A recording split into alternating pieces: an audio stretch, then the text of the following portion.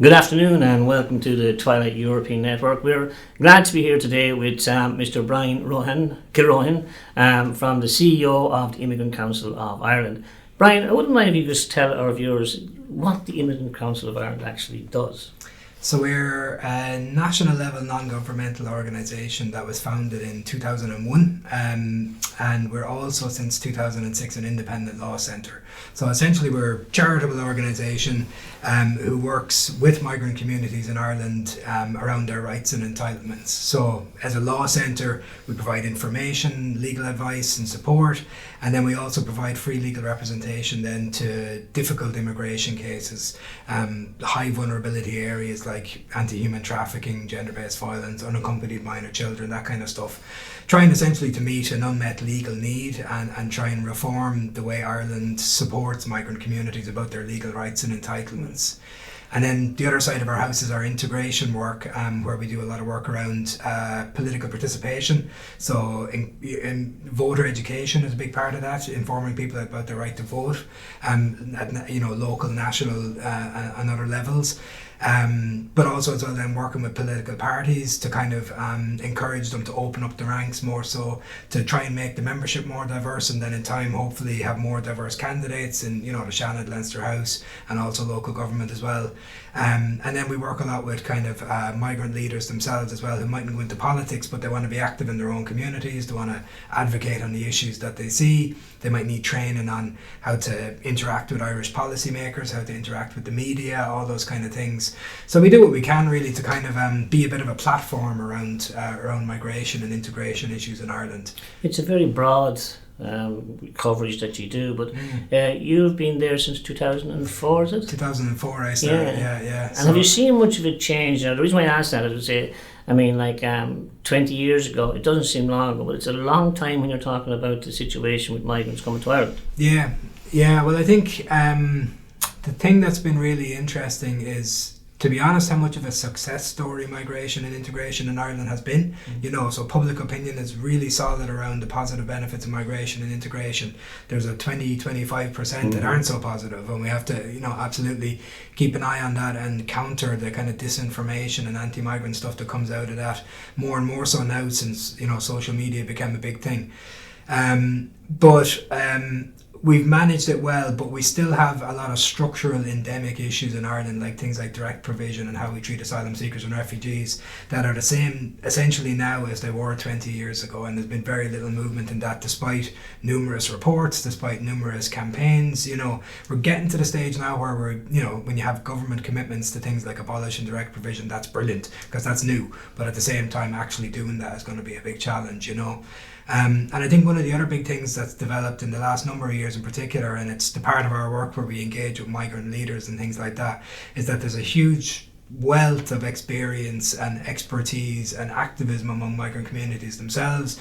Brilliant leaders out there, completely articulate, and that's the bit where we try and use ourselves as a platform. So it's not us saying things, we're in the background. It's more like we're trying to encourage that to kind of come to the forefront, and maybe that wasn't so much there 20 years ago either.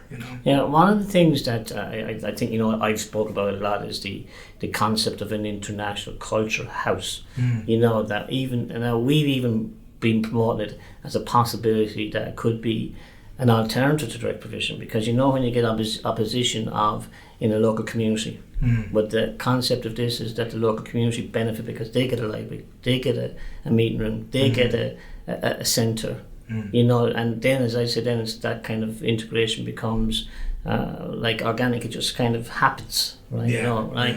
But on the direct provision side, they've said they're going to abolish it, but do you think is there anything moving, or are we still in the talking stage? It's very slow to come into being. Like there's a white paper on direct provision abolition now from the government that came out last February. There has been a little bit of movement on it, but I think that the challenge is it will continually by things like COVID initially, and obviously the situation with Ukraine now is a massive one too. The worry is that it keeps getting deprioritized politically, and we've heard kind of recently and even today, like there's a lot of kind of there's a lot of anger at the fact that those who seek protection in Ireland keep getting deprioritised. You know, even though for some of the international things that happen around us, you know, provide a context that in which that might happen. You know, it's the fact that, you know, I started working in the area of migration, you know, 20 years ago because of the negative narrative that was going on at the time around the 2004 citizenship referendum and all this kind of negative narrative around migration at the time. And direct provision was as it was then, now as it is, you know, it's the same now as it was back at that time. So, but I think there has been a movement though in terms of when you get to the stage where you have government commitments, it's very hard to go back on that. When you have a white paper, it's very hard to go back on that, and they will be held to account if nothing has changed when, you know, the next general election comes around. So I think we're getting there. It's just a matter of multiple competing issues. That unfortunately, because migration is often seen as something that's kind of a temporary thing and not a permanent reality, it keeps getting deprioritized, you know. So there's even a new campaign launched this year again about direct provision abolition, and I don't know, it must be the 20th campaign, but it's still people putting the shoulder to the wheel trying to get rid of that approach, you know. You see, I don't know, but we say now we have a large number of Ukrainian refugees, and it's a terrible thing to think that we're talking about refugees in you know, this time, you know. Yeah. But could we end up, what we're doing now, say, well, let's put them in hotels, let's put them in holiday homes, you know. Are we just creating direct provision B or Mark 2? You know, it's a concern that I have, because I'll be quite honest with you, that are we repeating what we did 20 years ago because we haven't really got something else in place at the moment? Yeah, well, I think the thing running concurrently with, as a kind of a mitigating factor, I don't know what you call it, to direct provision. There's nothing you can do about it, but I'm just saying, I'm afraid that it might. No, I know what you mean. Yeah, like, well, I think one of the continual pushback you get, say, from successive governments about direct provision abolition is we have a housing crisis. You know what I mean? So that was pre-existing before the Ukraine situation kicked off, and the immediate response from the government is pure firefighting, essentially, and understandably so, because this situation, you know, I think, you know, nobody expected it to develop the way that it did. So it's hotels, it's B&B accommodation, and that is the you know, the immediate short term. There's somebody standing in the airport, they need to sleep somewhere tonight, you know. And then the medium to long term then is what, you know, we're on to, I suppose, the Department of Justice, Department of Children, about saying we need the plan put in place here now. So the expressions of interest from the public, all the pledges, that is a brilliant medium term measure, you know. But ultimately then, if it's still the case that in 18 months time people from Ukraine are still here because the conflict hasn't gone away, or Ukraine is in such a kind of a dire state, essentially, that people can't go back as of yet, then we're into the long-term problems of not building a structure around this as well, you know. So I think there's so many unknowns at the moment, like how long the conflict will go on for, but the short and medium term solutions are emerging, you know, and things like the expressions of interest from the public will form a big part of that medium term in, you know, kind of approach. But then you would worry about the long term implications of it, you know, and how we build capacity to absorb it. But as I say again, that's a fraction of what's, say, going on in Poland, for example. You know, it's like such much more enormous scale there. This is our you know, we're very insulated from it to a large extent. You know, you've just spoken at the conference here in Kilkenny, and after you, Marta, the lady from Poland, Marta is a very good friend of ours. This is her third time to attend here, because actually I'm also in a position of honorary Polish consul, right? So we were speaking about this last night, and 1.5 million. You know, it's hard to picture it, and even I think that photograph of everyone crammed on the railway station trying to get in now. But the thing that we were talking about is a lot of them think we'll go home in 3 weeks' time, it's over, go back home, but they don't realise that their home and infrastructure is gone. You know, that's going to be a major issue as well, you know. And I think there's, you know, we've recent international precedent for that as well. Like, you know, over 1 million Syrians went into Lebanon in 2015, you know, a huge amount of whom are still there because Syria was pounded into dust by you know, everyone, including Russian forces.